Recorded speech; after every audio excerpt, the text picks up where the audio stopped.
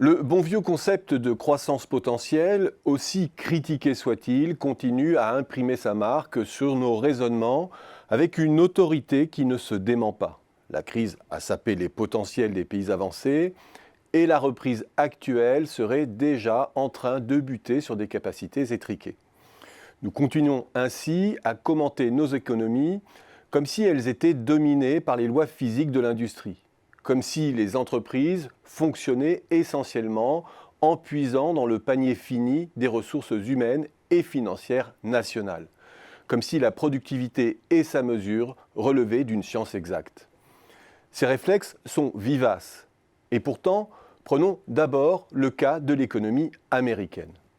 Les pics du taux d'utilisation manufacturier ne cessent de décroître cycle après cycle dans ce pays. Pourquoi ? Sûrement parce que l'explosion récurrente des bulles devance systématiquement l'irruption de véritables tensions sur les capacités. De fait, la phase de surchauffe, ce moment où l'économie tourne à plein régime, à pleine capacité, est de moins en moins repérable.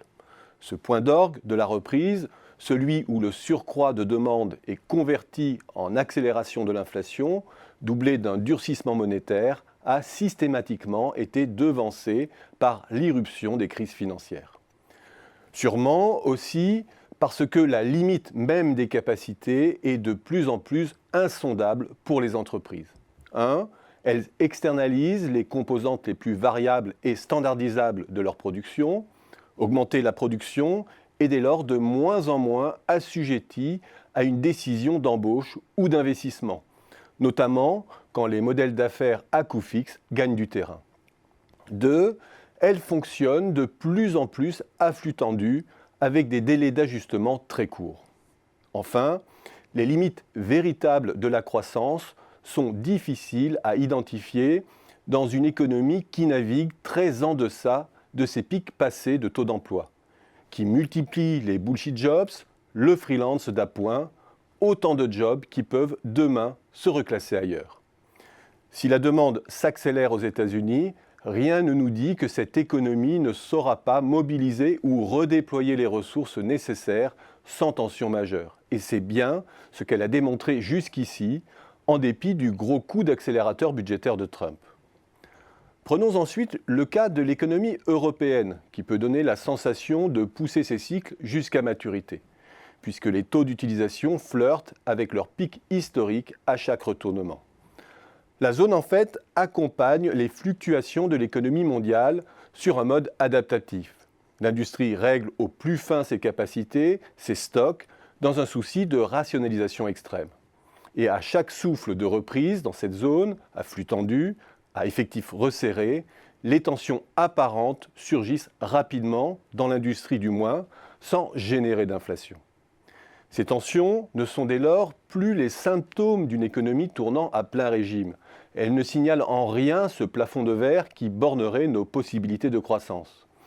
La France est emblématique de cela. Force est de constater que même si nos compteurs de tension physique, taux d'utilisation des capacités, difficultés d'embauche semblent se tendre rapidement, les tensions inflationnistes, elles, relèvent encore de la pure spéculation. La difficulté à embaucher ne signale pas un butoir physique irréductible. Elle traduit simplement le fait que la difficulté d'embauche est inhérente à la décision d'embaucher et qu'en phase de croissance, une proportion croissante d'entreprises y est confrontée. Comme aux États-Unis, le taux de chômage n'est plus le bon indicateur de tension sur le marché du travail, puisqu'une proportion croissante de la population survit sur des mini-jobs ou de l'auto-entrepreneuriat précaire. Comme aux États-Unis, les capacités internes d'une entreprise limitent de moins en moins ses perspectives de croissance, puisque les coûts variables sont de plus en plus externalisés. Et comme aux États-Unis, le ralentissement apparent de la productivité reflète d'abord la faible mise en tension de l'offre par la demande, plutôt qu'un problème d'essoufflement du progrès technique.